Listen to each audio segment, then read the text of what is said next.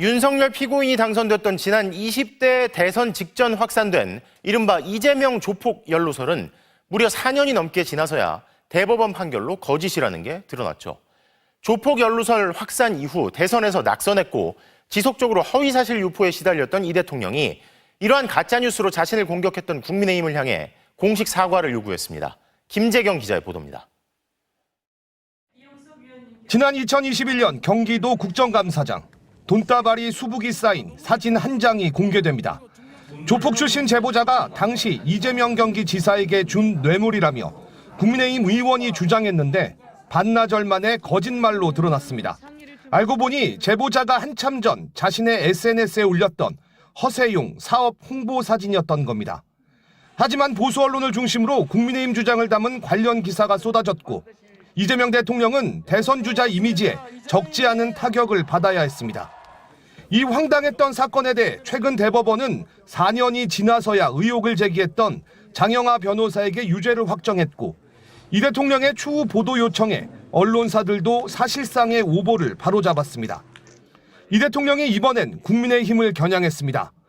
어린아이들도 잘못하면 사과한다며 국민의힘의 반성을 촉구했는데 특히 0.73%포인트라는 역대 최저 득표차를 언급한 뒤 조폭설만 아니었어도 대장동 부패 조작만 아니었어도 대선 결과는 완전히 달랐을 것이라고 밝혔습니다. 국민의힘이 퍼뜨린 악의적인 허위 사실은 민주주의의 근간인 선거제도를 정면으로 왜곡하려 한 것이므로 마땅히 사과 및 그에 따른 책임을 져야 할 것입니다. 이에 대해 국민의힘은 사과나 해명 대신 오히려 이재명 대통령이 훨씬 많은 가짜 뉴스와 선동으로 국민과 국익에 반하는 행동을 하고 있다고 맞섰습니다. MBC 뉴스 김재경입니다.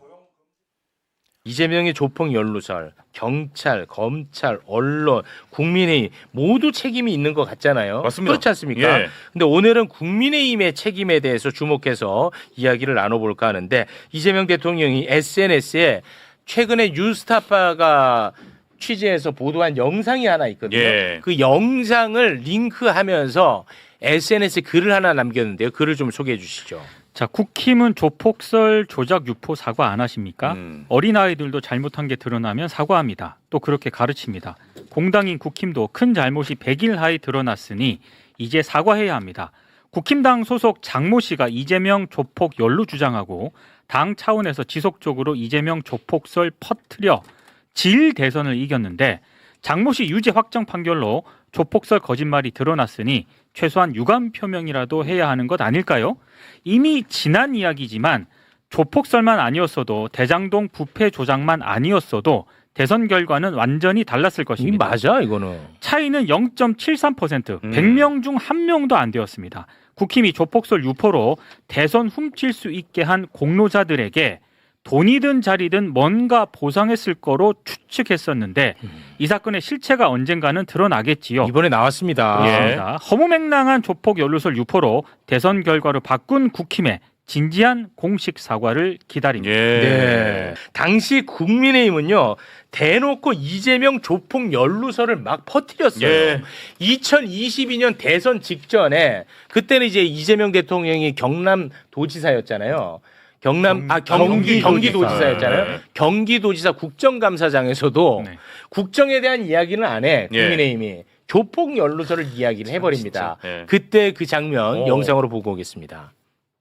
이재명 도지사는 코마 트레이드가 국제 마피아파의 조직원들의 도박 사이트 자금 세탁 회사인 줄 알면서도 특혜를 주었고 국제 마피아파 측근들에게 용역 등 시에서 나오는 여러 사업 특혜를 지원해주는 조건으로 불법 사이트 자금을 이재명 지사에게 수십 차례에 걸쳐 20억 가까이 지원하였고 현금으로 돈을 맞춰드릴 때도 있었습니다. 이 사실 알고 있습니까?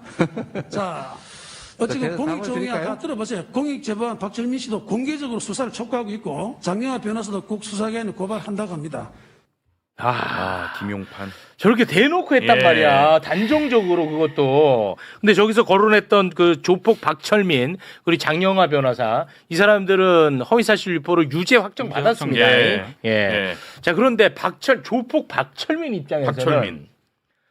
손해만 보는 일을 할 이유는 없잖아. 그렇죠. 그렇지 않겠습니까? 예. 뭔가 얻는 게 있어야 될 거 아니겠습니까? 네. 그런데 박철민의 어머니가 조폭 박철민의 어머니가 국민의힘에서 공천을 받았어. 실제로. 예. 근데 그 공천을 받은 것이 조폭 연루설의 유포의 대가가 아닐까? 아. 그런 의혹 보도를 이번엔 뉴스타파가 와, 한 거예요. 그렇죠.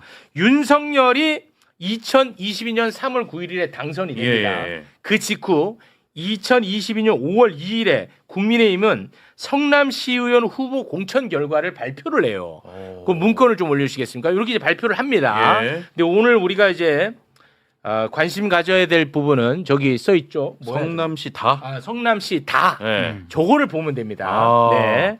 자, 요게 이제 발표가 됐어. 5월 2일에. 예. 그런데 조폭 박철민의 아버지 박용승 씨는요.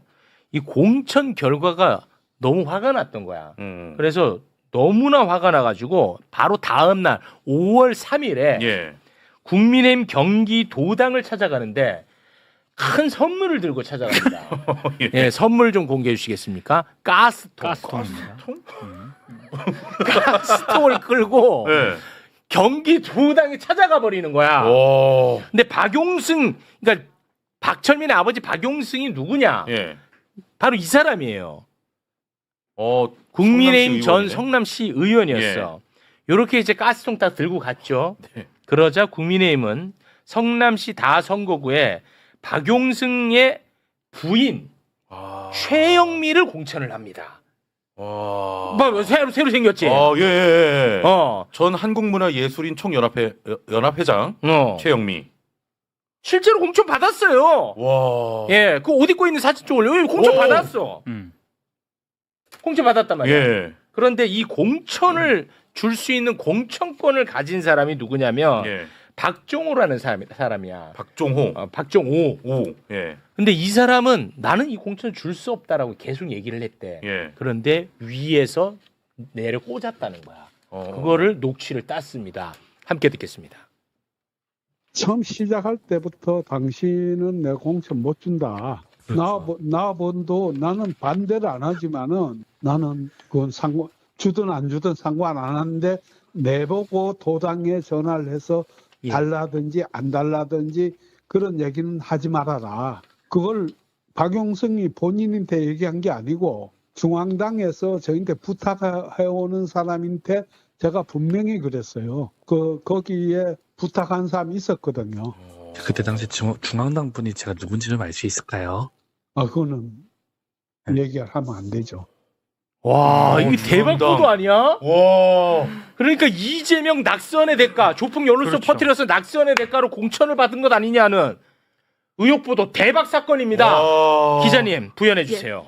와, 이거 대박 사건인데. 저 통화를 이제 저희 전혁수 팀장이 한 건데 예. 네. 저도 저 통화 내용을 듣고 놀랐습니다. 중앙당으로부터 이 연락을 받았다라는 거잖아요. 근데 그 중앙당이 어딘지는 저희도 추측은 안 돼요. 네. 어딘지는 모르겠는데 어쨌든 이 자체를 중앙당에서 연락을 받았다면 이전에 이제 박철민의 허위폭로 과정, 네. 그 장영하 변호사의 그 허위폭로 과정의 어떤 대가로서 네.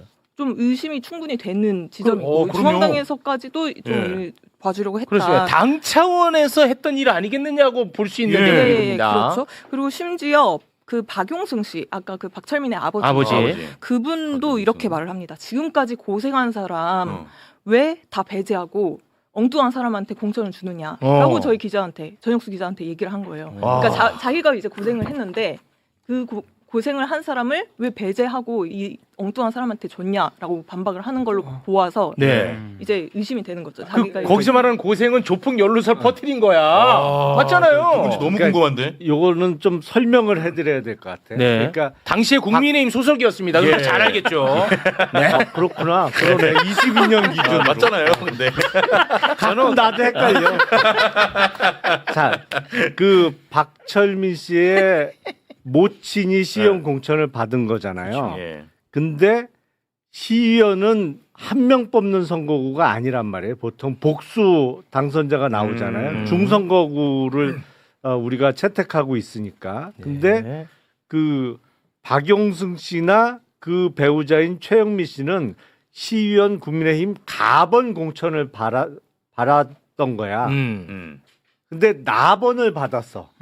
보통 시의원 같은 기초의원은 가번은 민주당이나 국힘이나 거의 100% 당선이에요. 아, 가는. 가번은. 예. 이게 시의원 보면 민주당 기초의원 후보 가 누구 나 누구 어떤 데는 다까지 가나 다까지 공천을 하고 네. 국민의힘도 역시 마찬가지예요. 네네. 근데 유권자들이 보통 기초의원 후보자들까지 다 몰라요. 몰라요. 그렇죠. 그래서 네. 보통 가번이면 당에서 가장 확실하게 미는 사람 이렇게 생각하고 보통 가번에 찍어요. 예. 그러니까 가번은 거의 당선이야. 당선 양당이. 네. 근데 나번은 알 수 없어. 이거는 열심히 해야 잘해야 당선이야. 그러니까 공천은 받았는데 나번을 받으니까 박용승 씨가 열받아 갖고 내가 그거 이렇게 고생했는데 가번이 아닌 나번을 줘. 그리고 그런 거구나. 가스통 몰고 경기 그래. 도당으로 간 거예요. 예. 원래는 기초의원이나 이렇게 우리 기자님 아니라는데? 아니, 가번 이 나번이 며칠 뒤에 추가가 된 거고, 그러니까 가스통을 이제 들고 갔잖아요. 그래서 이제 나번으로 추가 공천이 이루어진 거예요. 원래는 예. 공천이 안 안 됐었어. 됐다가 안 됐었어. 아까 문건 안 봤구나. 예, 안 됐어요. 기사 아예. 저희가 그러니까 어쨌든 궁금하게 결과적으로는 나번 공천이 된 거지. 네, 그래서 이제 떨어졌죠. 유승민 씨는 떨어졌고, 떨어졌어요. 예, 떨어졌습니다. 네. 그러니까 아예 그러니까 뭐냐면 아까 그 사람 안 보셨구나 녹취에. 그 원래 공천권을 갖고 있는 사람은 절대 나는 줄지 않는다라는 게 굉장히 확고했나 봐요, 그 사람이. 예. 그러니까 그 차원에서는 아마 안 들어갔던 것 같아, 그죠? 맞아요, 맞아요. 그리고 이제 가스통을 들고 등장을 한 것 같아. 그러니까 좀 더 정확하게 얘기하면 사실은 기초의원이나 광역 지방의원 공천은 그 박정호라는 사람이 당협위원장이었을 거고 당시 네, 맞습니다. 네. 당협위원장이 공천을 해주는 게 아니고 공식적으로는 경기도당에서 하는 거예요. 예. 경기도당에서 공천관리위원회를 꾸려서 거기서 하는 건데 다만 당협위원장들의 의견을 청취하지. 많이 반영하겠죠. 그래서 당협위원장이 이 사람 이렇게 추천하면 대부분 그걸 받아줘요. 네네네. 그러니까 처음에는 박정호라는 당시 당협위원장이 최영민은 안 돼 절대 했던 안 돼. 것이고 근데 원래 도당 권한이고 도당 차원에서 다 이루어지는데 지금 아까 녹취록에 중앙당에서 누군가 연락을 했다고 그랬던 것 하는데 같아요. 이게 이례적인 거예요. 왜냐면 중앙당은 이 지방의원 공천에 개입을 안 해요. 아예. 네, 왜냐면 권한이 없어. 그리고 중앙당은 요번 지방선거도 봐서 알지만 광역 단체장 공천하고 요번에 새롭게 추가된 게 국민의힘의 경우엔 인구 50만 이상의 지방자치단체장 공천은 중앙당에서 한다고 요번 지방선거에 국힘이 그렇게 하고 있는 건데 원래는 2022년 지방선거까지만 해도 광역 단체장만 중앙당에서 하는 거예요. 그러니까 중앙당에서 박정호 당시 당협위원장한테 최영미 공천 주라고 전화한 게 대단히 이상한 거지. 그러니까 조폭 연루설이라는 것은 이게 핵심입니다. 국민의힘 당 차원에서 했던 일 아니겠느냐. 요게 핵심으로 저는 보입니다. 네, 저희는 그래서 처음에는 이제 제목을 기획으로 써야 하나 고민을 했는데 기획까지는 좀 못 찾은 것 같아서 그 박철민과 장영하의 그 폭로 기획에 국민의힘이 연루됐을 정황이 곳곳에 보인다라는 식으로. 예. 그렇습니다. 실제로 그 조폭 연루설 퍼뜨릴 때 함께 도와줬던 조폭이 윤석열 캠프에서 선거운동했잖아요. 맞습니다. 그 박철민이 잠시 이제 무릎 수술 때문에 형집행 정지를 받고 이제 밖에 나와 있을 때 박철민이 그때부터 이제 그 조폭 연루설을 기획을 시작을 하거든요. 그러니까 이재명에게 수십억 원의 그 돈다발을 전달했다. 성남 마피아 국제 마피아가 이준석 코마트레이드 대표 성남 국제 마피아파 출신인 이준석 코마트레이드 대표가 이재명에게 20억 원 이상의 그 수십억 원을 돈다발을 전달을 했다라는 그 폭로의 기획을 그때부터 짜기 시작하는 거예요. 2021년 7월에서 8월 사이. 근데 이분이 그때 이제 무릎 수술 때문에 밖에 나와 있었을 때 그 핸드폰을 핸드폰이 없었을 거 아니에요. 네네. 원래 그 깜빵에 있었으니까. 네, 그렇죠. 네, 밖에 나와서 핸드폰을 구해야 되는데 그 핸드폰을 구해준 사람이 그 방금 그 얘기한 그 조폭. A 씨. 네, 저희 이미지가 하나 있습니다. 5번 사진 틀어주시면 되는데요.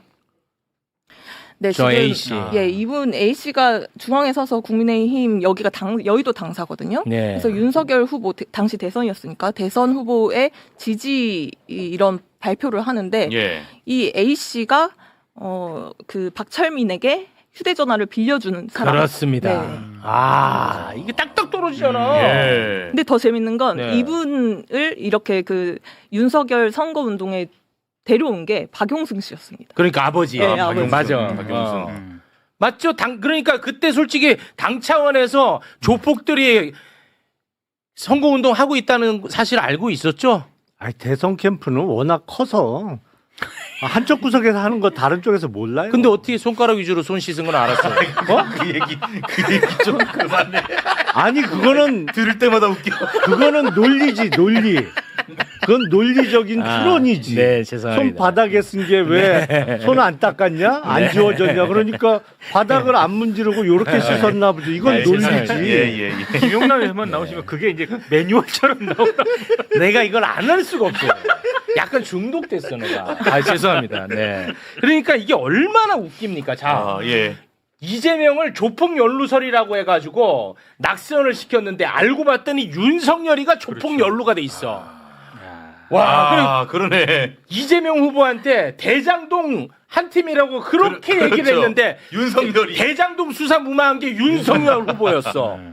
이게 얼마나 웃겨. 예. 쌍방울. 이재명이 쌍방울이랑 관련이 있다고 그렇게 했는데 쌍방울 회사에 들어간 애들 봤더니 다 친윤 검사들이야. 맞아. 뭐예요, 검사님? 아, 이래도 됩니까? 누가 들어갔지 그때? 그 있어요. 그 윤석열이가 이름 대봐. 이름이 뭐냐면 그 변호사 소개해 줄 때 용산 세무서장 갑자기 이름이 생각 안 나네. 이남석 변호. 이남석이. 아우, 내 이름 기억 못했으면 또 나한테 욕구하려고. 와, 이남석이다. 왜? 이남석이. 다행이다. 거기 들어갔다 쌍방울에. 근데 이남석이. 좀 전에 방금 진짜 검사 같았어요. 이름 대봐. 이남석이. 그래서 변호사비 대납으로 이재명을 잡아넣으려고 했거든. 근데 계좌 까봤더니 윤석열 출신 윤석열 검사들이 예, 이름이 다 나오는 거야. 예. 그래서 야, 요거는 덮자. 대북 송금으로 틀었잖아, 검사님. 나 바보 아닙니다잉. 와, 말씀이다, 말씀. 이남석이. 와. 아니, 이거 꼭 쥐고 있어야겠다, 이남석이. 누가 바보라고 그랬나? 네, 알겠습니다. 야. 아, 우리 박종화 기자님이 제가 볼 때는 너무 중요한 예. 뉴스거든요. 요거를 조금 좀 키워주세요. 예, 국민의힘.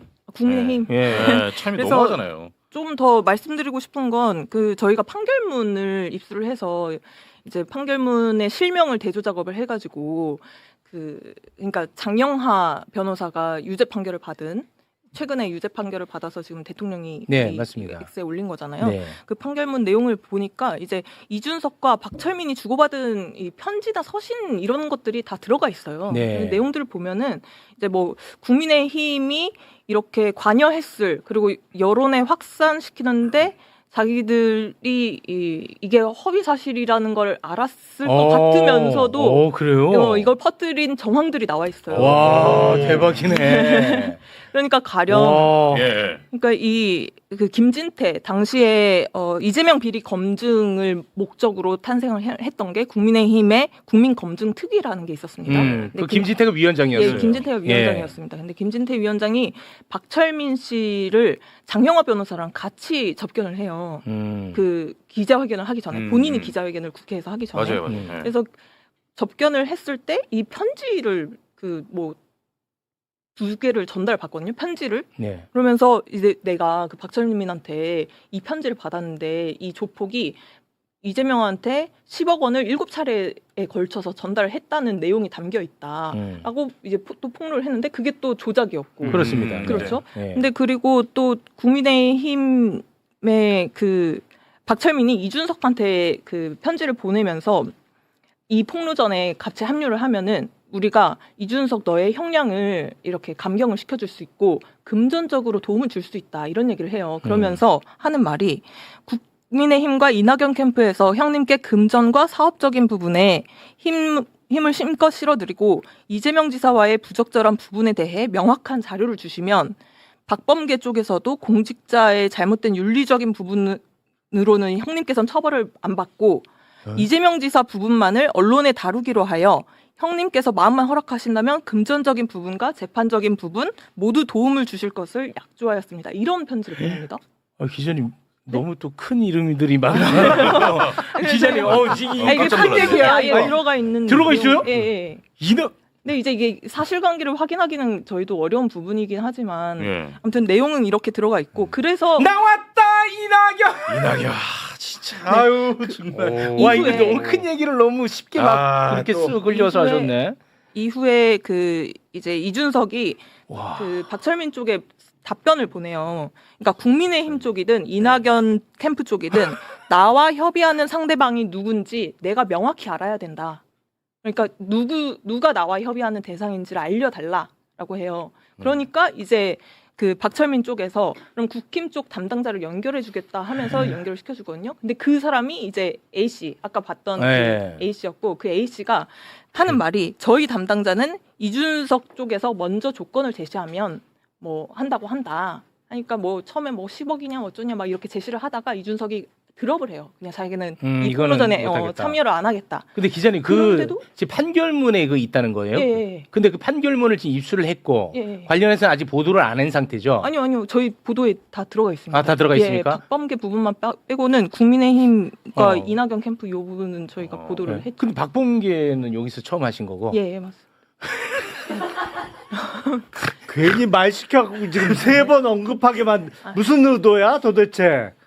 이건 의도적이라고 보이는데? 아니 모르겠어요. 아니 너무 큰 얘기를 우리 기자님이 조금 이렇게 스무스하게 하셔가지고 아니 그러면 스무스하게 지나가면 되는데 괜히 물어봐갖고 지금 이름 3번 나왔잖아. 지금 의도가 뭐예요? 판결문에는 그렇게 나와 있으니까 제가 사실대로 말씀을 드리는 거고. 네, 알겠습니다. 아직 뭐 그게 진실 여부에 대해서는 아직 밝혀진 건 없고 뭐 그런 내용의 편지를 주고받았다는 거다. 여기까지가 이제 진실입니다. 알겠습니다. 지난 2021년 10월 20대 대선을 뒤흔든 이재명 조폭 자금 수수 의혹 폭로가 나왔습니다.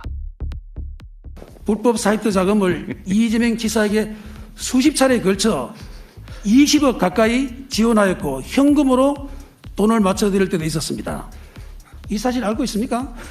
자, 어쨌든 공익정의가 다 들어보세요. 공익제보한 박철민 씨도 공개적으로 수사를 촉구하고 있고 장영하 변호사도 국수사기관에 고발한다고 합니다. 당시 더불어민주당 대선 후보였던 이재명 대통령의 도덕성에 큰 흠집을 낸 이 폭로. 사실이 아니었습니다. 폭로에 앞장선 국제마피아파 조폭 출신 박철민 씨와 국민의힘 소속 장영하 변호사는 공직선거법상 허위사실 유포 혐의로 유죄 확정 판결을 받았습니다.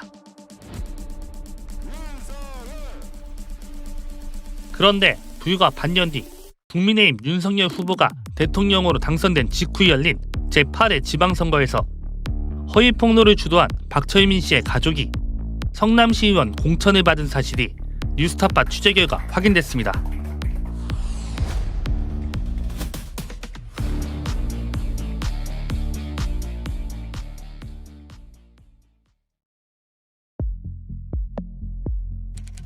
지난 2022년 5월 2일 국민의힘 경기도당은 성남시 의원 후보 공천 결과를 발표합니다. 성남시 수정구 태평동 일대 성남시 다 선거구에서는 박명순 씨가 공천을 받았습니다. 다음 날인 5월 3일 가스통을 가득 실은 화물차 한 대가 경기도 수원 국민의힘 경기도당 정문을 막아섰습니다. 전날 발표된 성남시 다 선거구 공천 결과에 불만을 품은 인사가 항의에 나선 겁니다.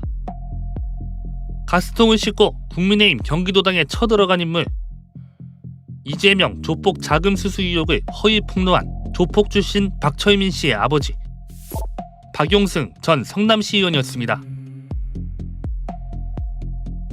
그때 보니까 항의애들 가스통 정말 뭐 그때는 사실 그렇잖아요. 공천관계라는 게 그렇잖아요. 사실 부당하게 움직이면 나름대로 뭐 어떤 표출도 할 수 있는 거고 그렇잖아요.